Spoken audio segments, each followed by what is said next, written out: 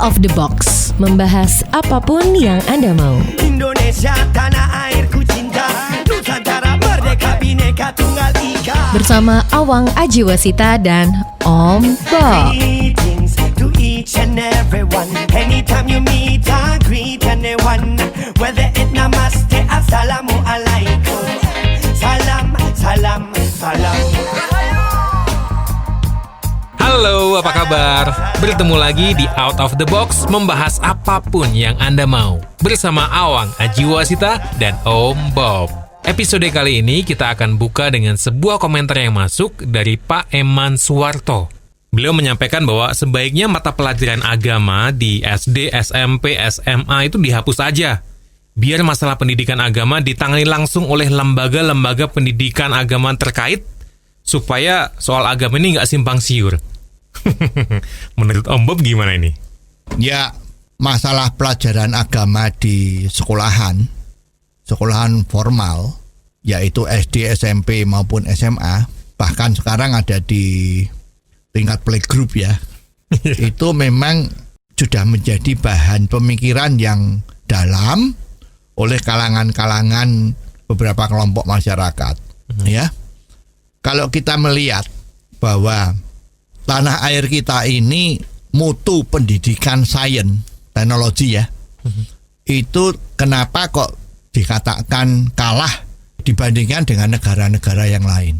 Kalau kita amati, memang ya situasi yang ada di Indonesia ini adalah sepertinya agama itu dijadikan nomor satu.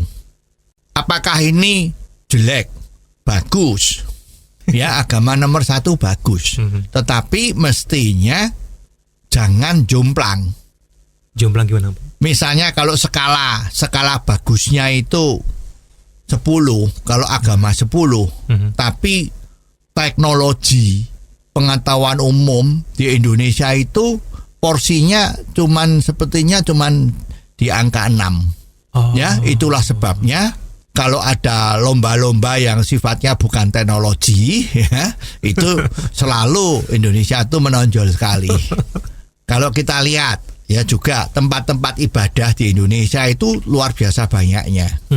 Ya, di Malaysia yang negara Islam, itu tempat ibadahnya tidak sebanyak di Indonesia. Ya, bukan karena negaranya lebih kecil ya, tetapi kalau kita ada di Kuala Lumpur, itu tempat sembayang itu juga jumlahnya jauh lebih sedikit ketimbang katakanlah di Bandung lah ya. Jadi orang luar negeri kalau ke Indonesia itu juga salut, angkat topi ya, bahwa di semua daerah itu banyak sekali ada tempat-tempat untuk beribadah. Ini luar biasa. Ya, itu bagus ya, karena memang negara kita dasarnya kan Pancasila. Sila pertama itu kan ketuhanan yang Maha Esa. Betul. Itu bagus. Tetapi mestinya yang lain-lain jangan terus dinomor dua kan. Ya, harus ada balance. Kalau agamanya itu adalah skalanya 10, syukur-syukur ya. Teknologi, pengetahuan umum itu harusnya ya minimum 9 lah ya. Tapi kalau di sini kan 6 atau 7. Ini yang mengakibatkan sepertinya kita ketinggalan dari hal-hal yang sifatnya duniawi tadi. Ini memang perlu pemikiran-pemikiran yang lebih mendalam. Nah, sekarang kalau kita lihat di sekolahan-sekolahan itu kan selama ini kan ada kan pelajaran agama. Yang agama Muslim ada pelajarannya. Di dalamnya juga pelajaran bagaimana melakukan ibadah yang betul sesuai dengan agama dan keyakinannya. Ya, juga ya bagi yang Nasrani juga ada caranya ya, bagaimana menjalankan ibadah itu lebih baik gitu. Nah, ini kalau kita bandingkan dengan Singapura, bandingkan dengan Jepang ya. Jangan bicara dengan Tiongkok ya, yang negara komunis ya, itu sama sekali relatif tidak ada ya. Tetapi Hong Kong itu juga nggak ada ya. Taiwan juga tidak ada. Vietnam yang mayoritas agamanya Buddha itu juga tidak ada. Sekolahan-sekolahan itu ada pelajaran agama. Jadi agama itu dianggap hubungan antara manusia dengan Tuhannya, manusia dengan kelompok yang sepaham dalam agamanya.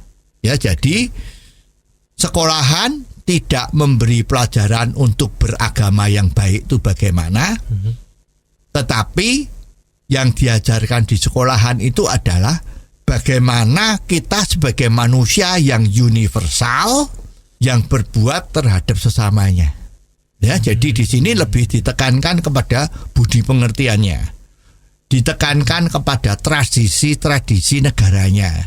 Ya, jadi misalnya ini Jepang, itu tradisinya kan nggak ada yang salaman.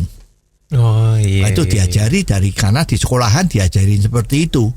Kalau ketemu, you lihat kan orang Jepang itu kan membungkukkan badannya, betul. Sambil senyum. Ya. Ini tradisi-tradisi yang diajarkan di sekolahan. Ketemu sama orang tua harus memanggil, menyapa maksudnya ya. Kalau diberi barang atau ada sesuatu jasa dari orang lain harus mengucapkan terima kasih. Sama orang tuanya harus hormat. Apa yang dikatakan orang tua itu petuah-petuahnya harus diikuti. Seperti itu ya. Jadi kita perlu introspeksi untuk melihat ya. Jadi nggak boleh kita berpedoman wah nggak bisa, menurut saya tidak. Sebetulnya bukan seperti itu, harus dilihat. Ya, istilahnya itu demikian. Sejak Orde Lama tumbang, itu kelihatannya memang dianggap Indonesia dulu itu zamannya PKI itu kan jadi wah semuanya kan seperti anti agama. Ya, setelah Orde Lama tumbang, lah dianggap gara-gara itu tuh karena agamanya kurang kuat. Ya, jadi oleh sebab itu pelajaran sekolahan-sekolahan itu menjadi agama dimasukkan di dalam. Lah, saya kira ini ya bagus ya. Cuman yang tadi itu kan nggak boleh ditinggalkan. Lalu apakah pelajaran agama di sekolah itu boleh dikatakan kurang tepat gitu, Om Bob? Ini susah dijawab. Oke, Om Bob, kita break dulu aja. Abis ini kita lanjutin lagi sambil terus kita tunggu komentar-komentar Anda tentang apapun juga yang bisa kita bahas di sini. Silakan kirim via WhatsApp di 0878 5590 7788. Out of the box, membahas apapun yang Anda mau. Anda masih dengerin Out of the Box, membahas apapun yang Anda mau. Awang Ajiwasita bersama Om Bob. Dan kita masih tunggu juga komentar-komentar Anda untuk bisa kita bahas di sini. Silakan kirim via WhatsApp di 0878 5590 7788. Kita lanjutin lagi membahas seputar pelajaran agama di sekolah. Tadi pertanyaan yang susah dijawab adalah, apakah pelajaran agama di sekolah itu boleh dikatakan kurang tepat? Sebetulnya, kalau akan diberikan pelajaran di sekolahan, mungkin paling bagus kalau sudah di tingkat SMA. Ya, artinya murid-murid anak-anak itu sudah cukup dewasa. Ya, agama itu kan sebetulnya dari keluarga. Kalau keluarganya itu Muslim, pasti anaknya juga dididik Muslim kan.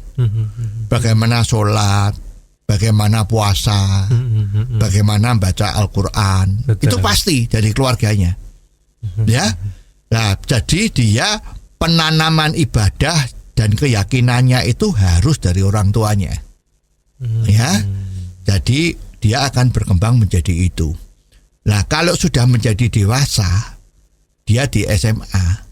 Anggaplah SMA sudah mulai dewasa ya. Itu sebetulnya pelajaran agama di sekolahan itu adalah ilmu agama. Ilmu agama. Ya, ini istilahnya benar apa enggak ini ya? Kita sama-sama diskusi ya. Maksud saya harus mengetahui agama Islam itu kayak apa. Terus kalau agama Nasrani itu kayak apa? Apa bedanya Katolik sama Protestan?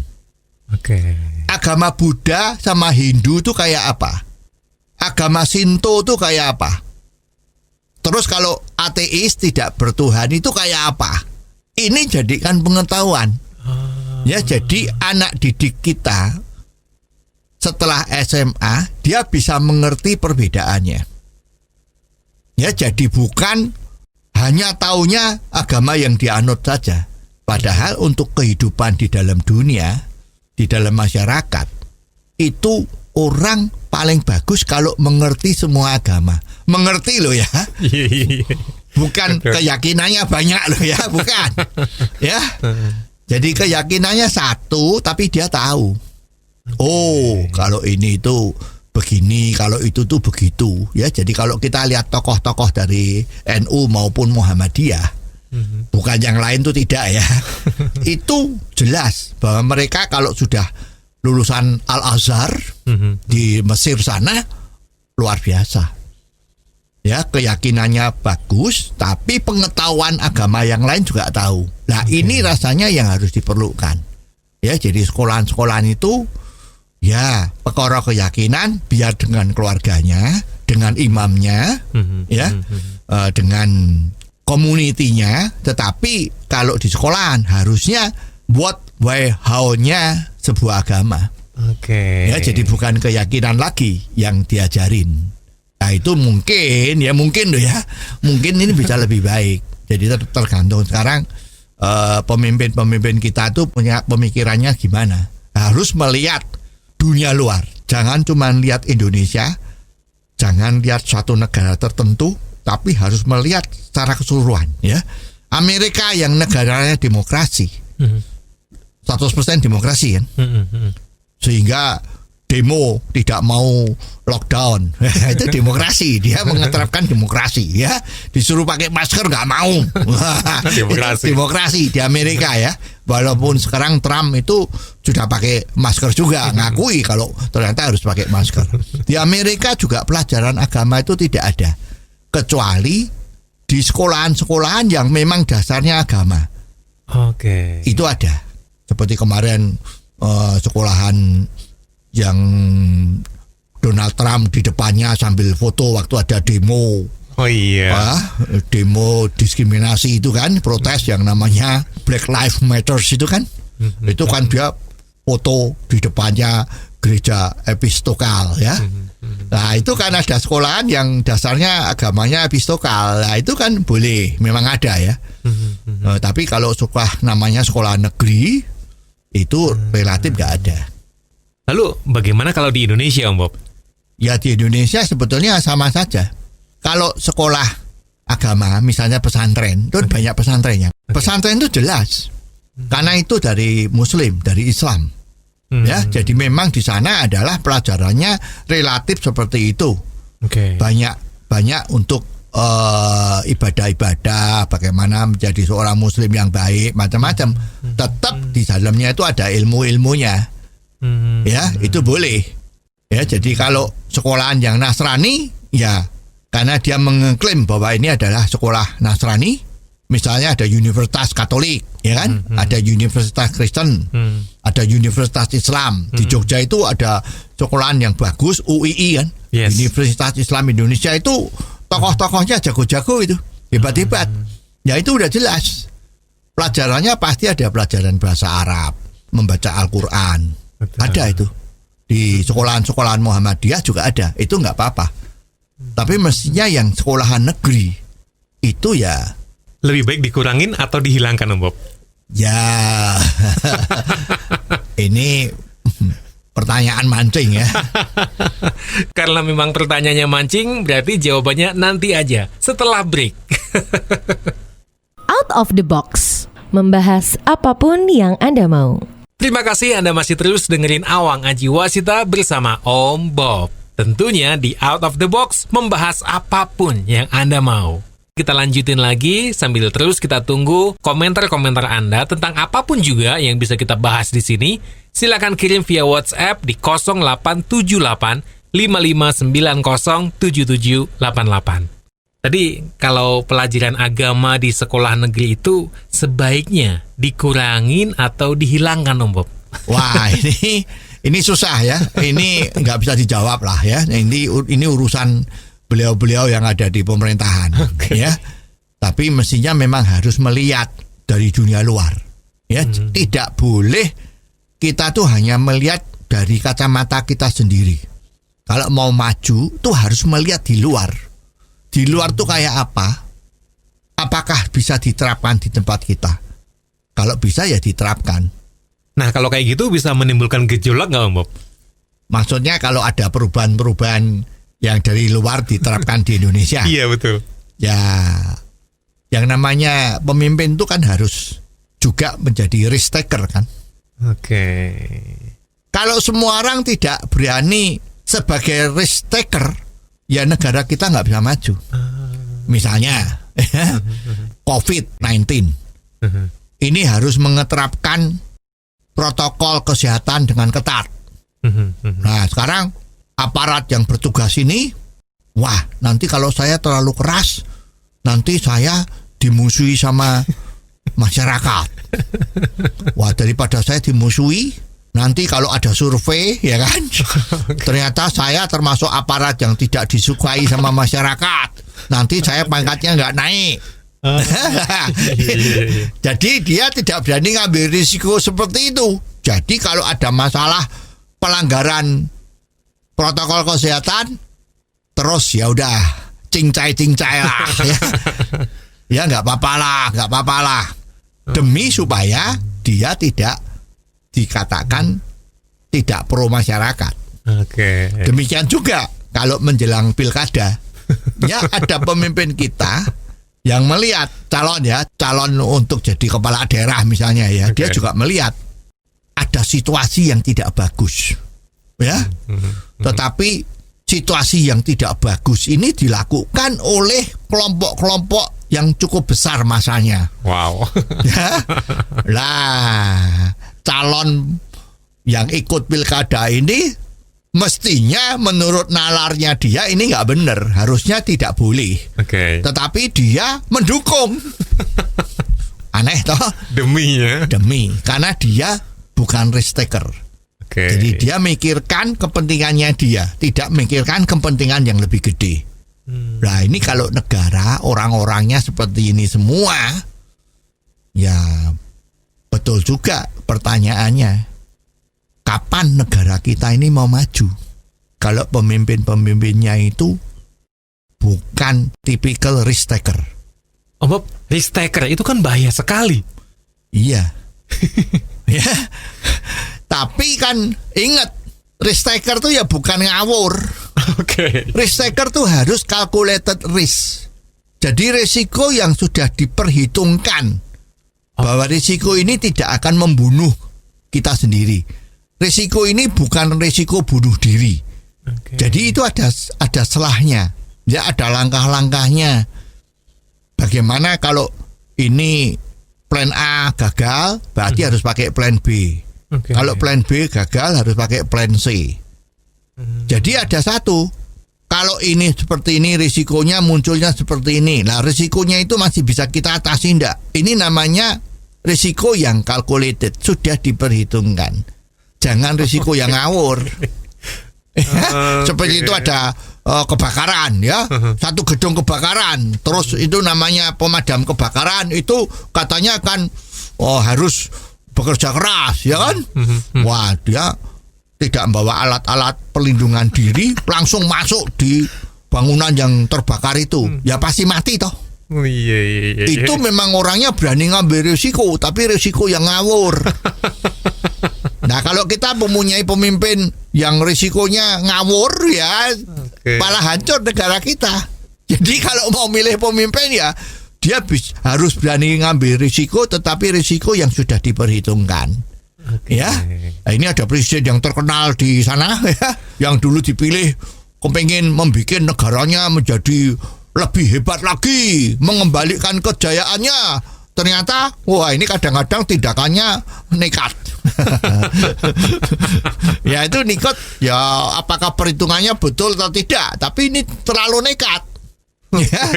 Ya itu juga bahaya. Tapi ngomong-ngomong Om Bob, ada yang lagi rame kan? Kalau aplikasi TikTok itu nggak boleh di Amerika.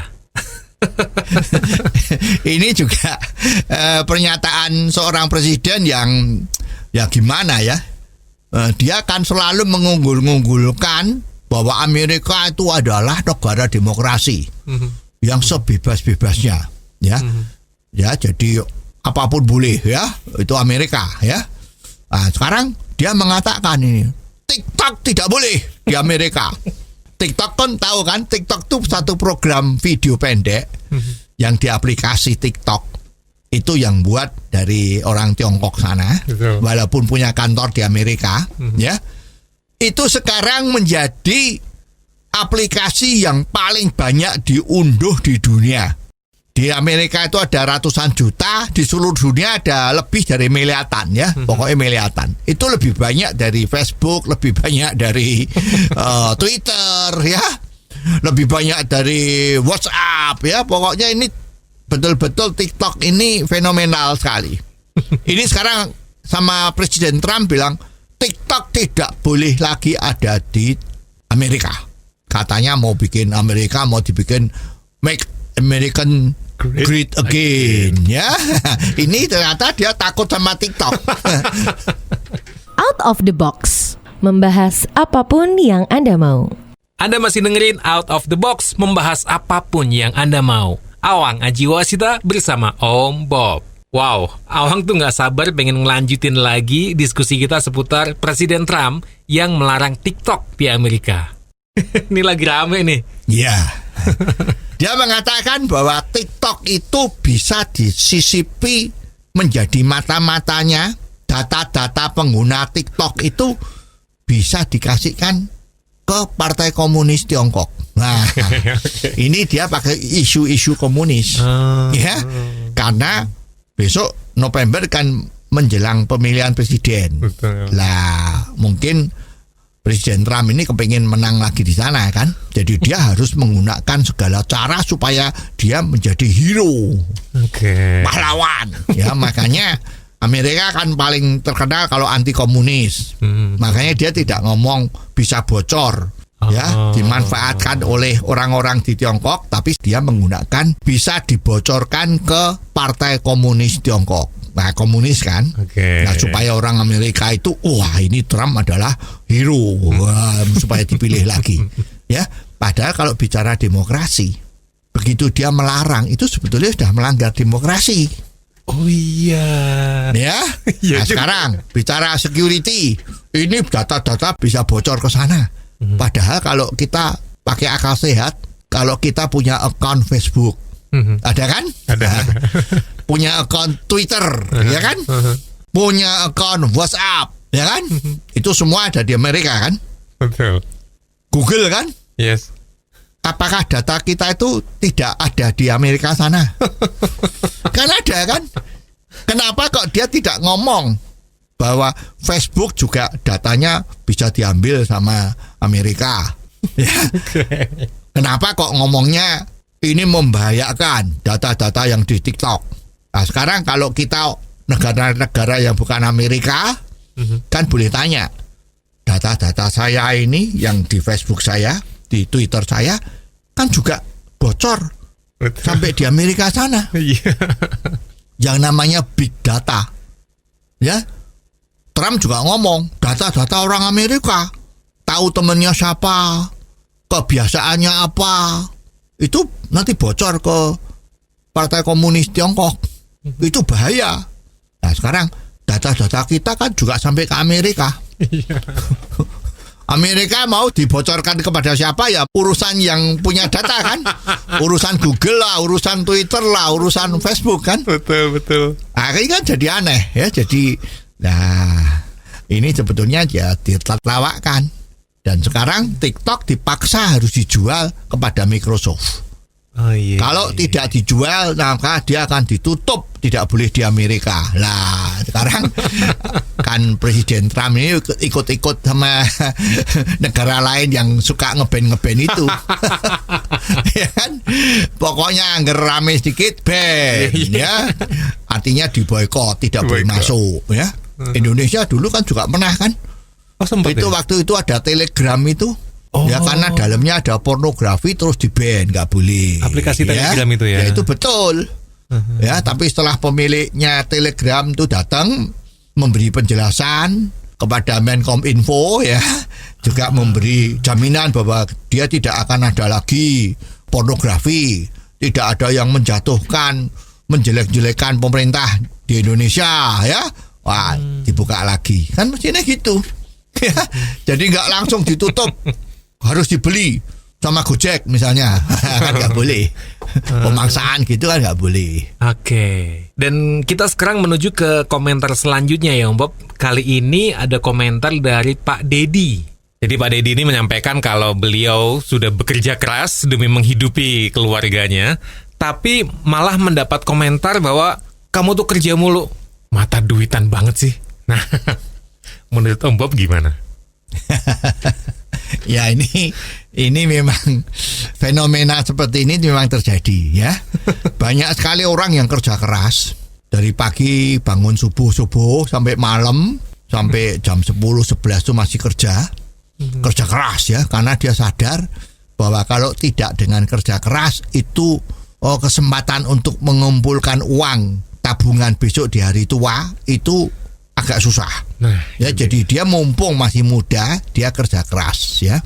Nggak cuman itu, dia juga melihat kalau ada kerjaan yang duitnya banyak, dia wah motivasinya tinggi sekali. Semangat.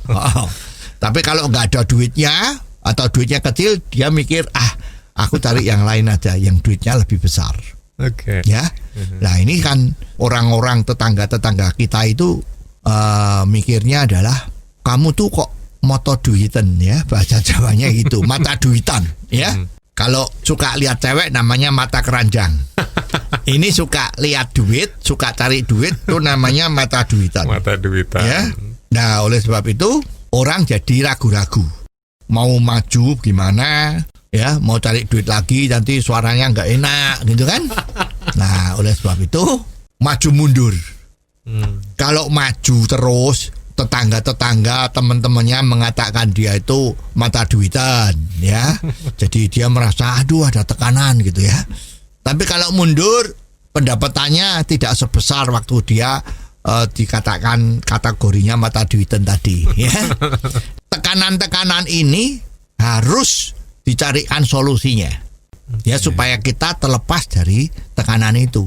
Oke. Dan jangan kemana-mana, abis ini kita akan lanjutin lagi Out of the Box, membahas apapun yang Anda mau. Kalau Anda pengen kirim komentar Anda tentang apapun juga yang bisa kita bahas di sini, silakan kirim via WhatsApp di 0878 5590 7788. Out of the Box, membahas apapun yang Anda mau. Masih Anda dengerin Out of the Box, membahas apapun yang Anda mau. Masih bersama Awang Ajiwasita dan Om Bob. Nah, langsung aja kita lanjutin. Untuk mereka yang dapat tekanan-tekanan saat mereka bekerja keras, mereka malah dibilang dasar mata duitan, segitunya banget mengejar kekayaan. Itu kan tekanan yang luar biasa ya. Nah, untuk menghadapi tekanan-tekanan kayak gitu, caranya gimana ya Om Bob? Caranya adalah memberikan pertanyaan juga. Apakah orang kalau mata duitan itu salah? Oke. Apakah uang, money ya, itu tidak baik? Ya. Nah, ini harus ada jawaban. Nah, sebetulnya jawabannya mudah. Sebetulnya duit, uang itu apa sih? Duit itu sebetulnya adalah lambang orang bekerja keras. Ya. Orang kalau bekerja keras, bercucuran darah dan keringat, itu dilambangkan bahwa uangnya kamu banyak. Ya, jadi jangan sampai kita bekerja demi uang, terus orang mengatakan mata duitan jadi kita mundur. Bukan. Ya, yang mengatakan itu biasanya dia pekerjaannya atau di dalam rangka menjadi kaya itu tidak berhasil. Ya. Jadi sekarang kita tuh harus menganggap orang kaya itu boleh. Kaya itu kan artinya punya duit ya. Boleh. Orang kaya itu tidak dosa. Ya, justru kita harus punya anggapan bahwa orang kaya itu, tapi dengan cara yang halal ya, bukan ngerampok, bukan korupsi gitu ya. Itu adalah lambang keberhasilan kita atas kerja keras kita. Ya, penghargaan yang kita dapat dari kerja keras mati-matian, bangun tidur pagi, tidurnya malam, sehari cuma tidur 4 jam. Itu penghargaannya adalah harta yang bisa kita kumpulkan, alias uang. Ya, di mana uang itu bisa kita pakai untuk kepentingan hidup kita, juga bisa dimanfaatkan untuk membantu orang. Ini yang paling penting. Ya, jadi kalau ada orang mengatakan kamu tuh kok kerjanya cuman begitu tuh buat apa kalau dapat uang? Mbok ya jangan mata duiten. Ya kita jangan hatinya kecil, oke?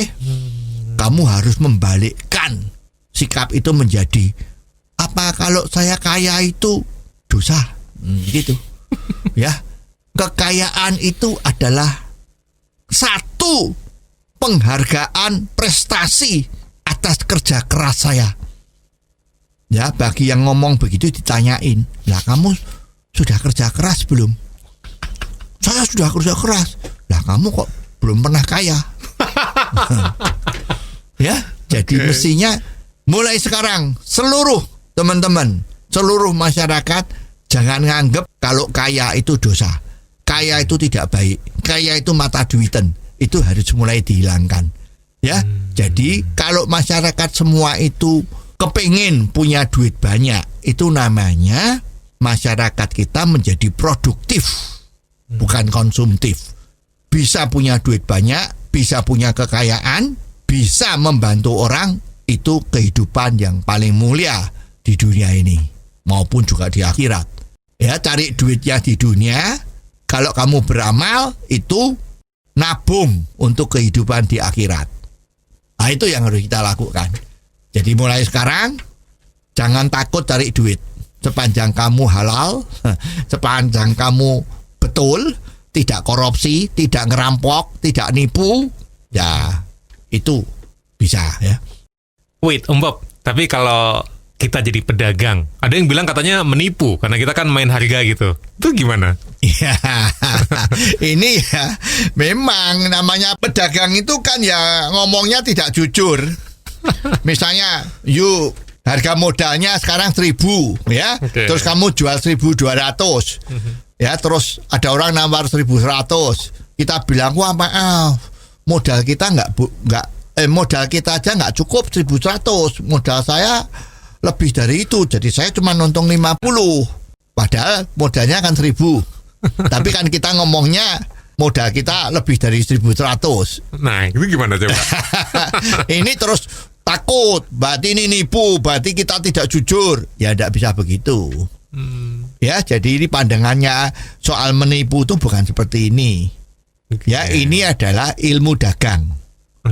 Ya, karena kamu berbuat seperti ini untuk menyambung hidup you. Kalau you ngaku saya modalnya 1.000, ya udah, dia boleh bayar 950, kita rugi. Kalau dia bayar 1.000, kita rugi ongkos. Ya, jadi 1.200 itu wajar. Karena kita bisa hidup dengan itu. Nggak nipu, nggak dosa itu. Ya. Yang dosa itu kalau kita jual, misalnya jual emas ya. Ada orang yang beli 5 gram, tapi timbangannya kamu mainin jadi 4,5 gram, tapi angkanya 5 gram. Kan dia belinya jadi 5 gram, tapi cuman ditimbang cuman 4,5 gram yang bentul. Nah, ini nipu. Ini dosa. Ya, misalnya sekarang kita penjual bensin eceran itu kan. Nah, kita ngambil dari pom bensin 2 liter ya, supaya lebih untung, dicampur minyak tanah 0,5 liter. Jadi 2 liter jadi 2,5 liter. Tapi jualannya kamu kan bensin dicampur minyak, tapi kamu bilang ini bensin murni. Nah, itu nipu. Itu dosa, nggak boleh. Ya, jadi ini perlu satu pengertian. Tapi kalau modal you 1.000, ada orang nawar dan you bilang wah nggak bisa, modal saya 1.200, ya udah, saya untung 50 aja dah, you beli 1.250, itu nggak apa-apa. Ya, itu ya bisa dimaklumi, karena kalau kamu ngaku 1.000, nah, dia maunya cuman bayar 1.050, kamu rugi, ya gimana? Ya, jadi susah. Jadi mestinya ya bolehlah ya, beberapa model seperti itu nipu atau tidak itu ya bukan dari kata itu sendiri, seperti hukum. Hukum itu bukan pasal-pasal di dalam buku hukum, tapi adalah dari keadilan. Sebetulnya masalah harga modalnya berapa, terus kita tidak mau ngomong itu ya sebetulnya tidak dosa. Karena ini dalam keadaan terpaksa. Kalau saya jujur ngomong 1.000, orang nggak mau beli 1.100. Supaya dia bisa beli, saya bilang modal saya 1.050. Jadi saya cuma ngambil untung 50. Ini dalam kondisi, boleh dikatakan dalam kondisi terpaksa. Ya? Tapi kalau keyakinan you nganggap ini adalah dosa, ya berarti you profesinya nggak bisa jadi pedagang. Gitu aja. Ya, jadi jangan terus dibawa melebar-melebar sampai menjadi pertengkaran yang hebat, ya, melanggar keyakinan barang nggak usah, ya. Jadi kalau memang you nggak cocok, ya you nggak bisa jadi pedagang. Kalau jadi pedagang adanya cuma rugi terus. Ya, jadi lebih baik, oke, saya tidak cocok jadi profesi pedagang. Ya, saya tak jadi pekerja saja. Pekerja yang kerjaannya bukan menjual barang, ya. Kalau menjual barang nanti kena lagi. Bosmu bilang ini modelnya sekian. Ya kalau you dijual jangan sampai lebih rendah dari itu. Nanti kena ketemu lagi. Oke. Kita belajar banyak dari episode kali ini. Om Bob, terima kasih banyak. Kita akan ketemu lagi di episode selanjutnya. Sambil terus kita tunggu komentar-komentar Anda, silakan kirim via WhatsApp di 0878 5590 7788. Atau Anda juga bisa kirim via email ke alamat apapun yang Anda mau @gmail.com. Sampai ketemu minggu depan di Out of the Box, membahas apapun yang Anda mau. Awang Ajiwasita bersama Om Bob. Out of the Box, membahas apapun yang Anda mau.